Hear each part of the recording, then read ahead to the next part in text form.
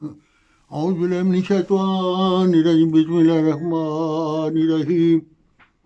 ناظرین، آج کا موضوع عورت کا مقام اور اس کا اضافی حکم جو ہے پردہ کے متعلق، یہ بارے میں یہ ہے۔ مشرقی عورت کے پردہ اور حیادار لباس کو مغربی میڈیا پر اعتراضات کا نشانہ بنایا جاتا ہے۔ ان کا بنیادی اعتراض یہ ہے کہ اسلام کے معاشرتی نظام میں مردوں اور عورتوں میں ایک جنسی امتیاز روا رکھا گیا ہے۔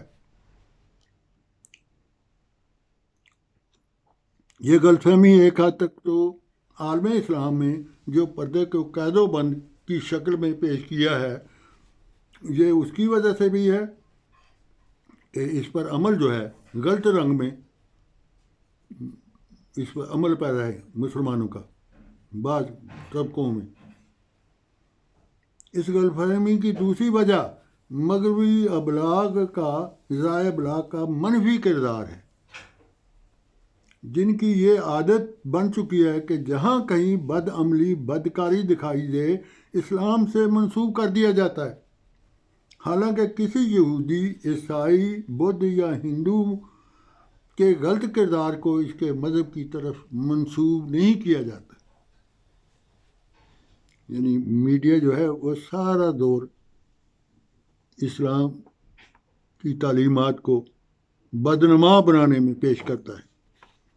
بنیادی طور پر اسلامی پردہ کی تعلیمات مرد اور دونوں کے لیے اس کے صنف کے مطابق، صنف اس کی ہے تو انسان، صنفیں الگ الگ ہیں، اس کی صنف کے مطابق کمال حکمت سے بعض امور یا پابندی کرنے کا دونوں کو حکم دیا ہے۔ مثلا بد نظری دونوں نے نہیں کرنی، غیر محرم سے دونوں نے بد نظری سے پرہیز کرنا ہے، یعنی غض بصر کا حکم دیا ہے دونوں کو، اور بعض کو صرف جس کو ضرورت تھی اس کا حکم ہے۔ مثلا پردے کی ضرورت کیا تھی کہ عورت جو ہے اپنی زینتوں کو برملا غیر برم پر کو چھپائے، ظاہر نہ ہونے دے،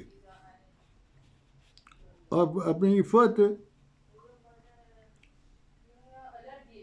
ایسے انداز اختیار نہ کرے جس سے معاشرہ میں عفت پاک دامنی کے قیام میں مدد ملے، یعنی بے حیائی نہ پھیلنے دے۔ اسلام کی تعلیمات میں دیے گئے حقوق جو ہیں وہ اس کا اشیر بھی کسی مذہب میں نہیں ہے۔ مثلا عورت بحیثیت ماں، بیوی، بیٹی، بہن، عورت کے حقوق کا تعین فرما دیا۔ حضرت رسول اللہ صلی اللہ علیہ وسلم نے قول و فعل سے انہیں ادا کر کے ہماری رہنمائی فرمائی۔ مثلا خواتین کے لیے زندہ رہنے کا حق، جسمانی تحفظ، عزت، عصمت، عفت، حیا، پردے کی حفاظت، جنسی استحصال سے حفاظت، تعلیم و تربیت کا حق اور معاشی خود مختاری رائے دینے کا حق کا کام بھی، اجرت میں بھی برابری اور پسند کی شادی کا حق، افزائش نسل کا حق، جائیداد رکھنے کا حق وغیرہ وغیرہ شامل ہے۔ حقدار کو اس کا حق ادا کرنے کے سے گھروں کا امن اور سکون جن قوموں کی ترقی کی بنیاد بنتی ہے۔ تو یہ اسلام نے حقوق دیے، لیکن جو صنف کے لحاظ سے الگ الگ حقوق ہیں، وہ آگے مضمون جا رہا ہے۔ وہ صنف کے لحاظ سے ایک دوسرے سے مختلف صلاحیتیں رکھتے ہیں۔ یہ قدرتی فرق اور مذہب میں پایا جاتا ہے۔ نہ تو عورت مرد بن سکتی ہے اور نہ ہی نہ مرد عورت بن سکتا ہے۔ بہرحال مردوں اور مرد و زن میں جو آپس میں تعلقات اہمیت کا حامل ہے، مرد عورت کے کئی روح ہیں اور رشتے ہیں، ہر ایک کے تقاضے مختلف ہیں۔ محرم رشتوں کے علاوہ مرد و زن کی واضح معاشرتی اخلاقی حدود تعین کر دی، حدود اس کی الگ الگ ہیں۔ آزادانہ اختلاط کی اجازت نہیں عورتوں کو۔ عورت کے مقصد حیات کا دائرہ عمل سے مختلف ہے۔ ان دائروں اور حدود کی حفاظت کا حفاظت جو ہے اسے غزہ بسط سے کے بھی احکام میں پائے جاتے ہیں۔ اور جیسے کہ میں بتایا کہ اسلام نے جو تعلیم دی ہے اس کا اشرشی بھی دوسرے کسی مذہب میں نہیں ہے۔ فی زمانہ حضرت مسیح موعود علیہ السلام نے احیاء اسلام کا فریضہ انجام دیا اور عورتوں کے حقوق کی پوری طرح حفاظت کی، اور آپ کے جو خلفائے کرام نے بھی عورتوں کے حقوق کا تحفظ انہیں فراہم کیا اور ان کے حقوق عورت اور حقوق کے واضح کیے۔ اسلام نے انسانی زندگی کا مقصد جو ہے یہ بتایا۔ مغربی تعلیم میں احترام نسل جو اس کے بالمقابل مغربی تہذیب کیا ہے؟ احترام نسوانیت کا جنازہ نکل گیا، شرم و حیا کی کوئی چیز باقی نہیں رہی، حیوان اور انسان کو کوئی فرق نہیں باقی رہا، اگر کوئی تمیز رہ گئی تو انسان حیوان سے بدتر ہو گیا۔ یہ ہے مغربی تہذیب کا تھوڑا سا نقشہ کھینچا۔ اسلام نے مقصد حیات کے بارے میں جو تعلیم دی ہے اس میں بھی ذرا فرق نہیں، وہ ایک ہی تعلیم ہے، عبادت کی بھی تعلیم ہے، ایک خدا کی تعلیم ہے۔ قرآن مجید میں قرآن میں آخرت کی زندگی دونوں کے لیے حقیقی قرار دیا، اور قرآن میں کھلے طور پر کامل مساوات کا اعلان فرما رہا ہے۔ مرد عورت میں مساوات کے حوالے سے اہم نقطہ جو توجہ مبذول کرانی ضروری معلوم ہوتی ہے، بعض اوقات سے نظر انداز کر دیا جاتا ہے۔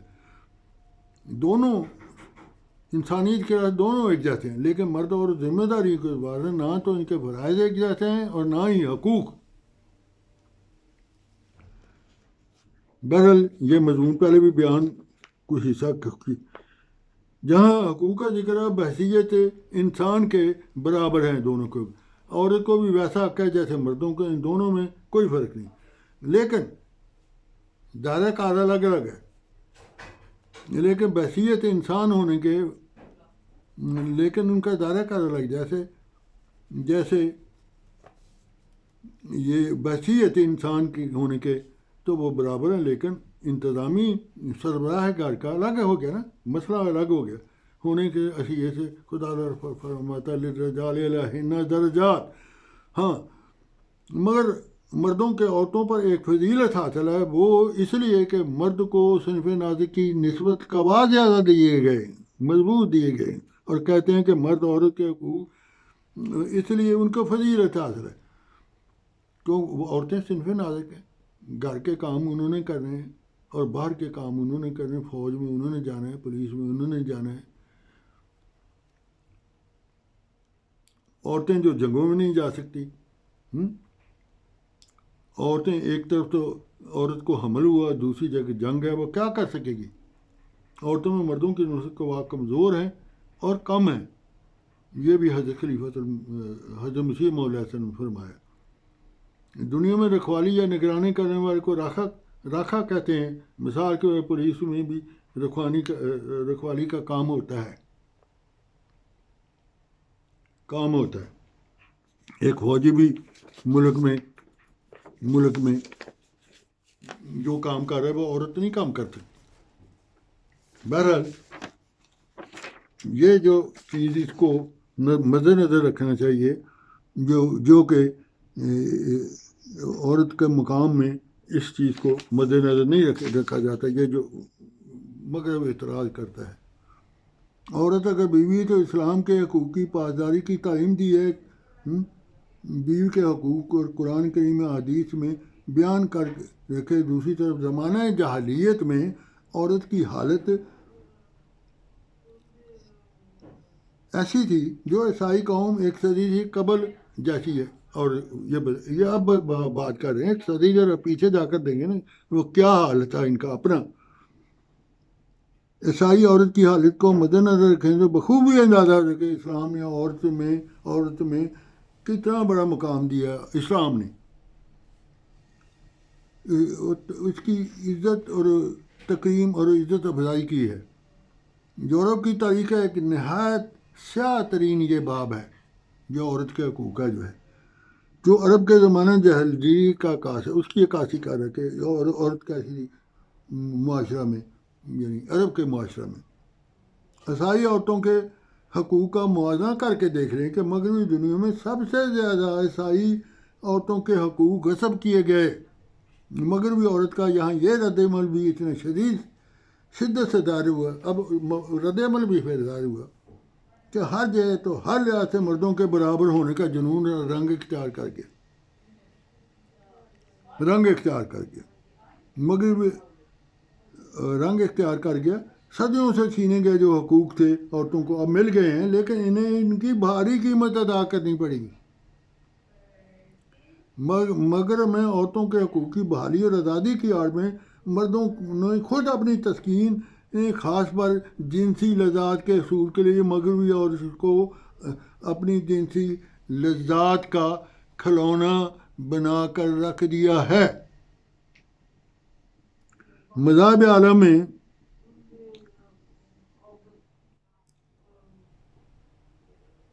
جبکہ عورتیں، اسلام نے عورتوں کے مقابل یعنی زیادہ دیے ہیں، مردوں کے بھی مقابل زیادہ ہیں۔